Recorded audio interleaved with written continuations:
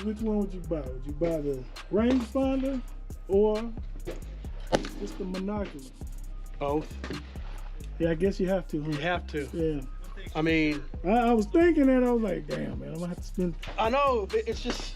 But you can't choose. You want to use this so you can find out exactly where you hit, right? Yeah. But then you still need to measure your distance. I like them both. I do too. All right, Jason, which one would you get? Monocular Or the rangefinder. or the rangefinder? If you had to get one.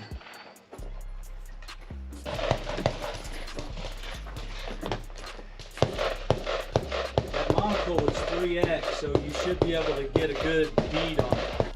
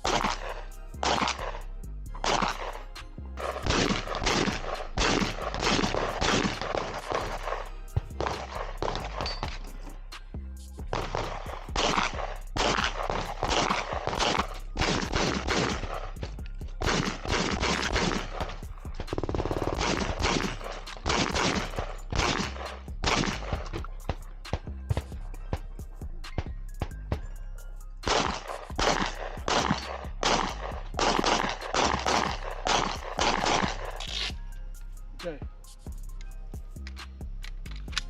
Oh, Lord.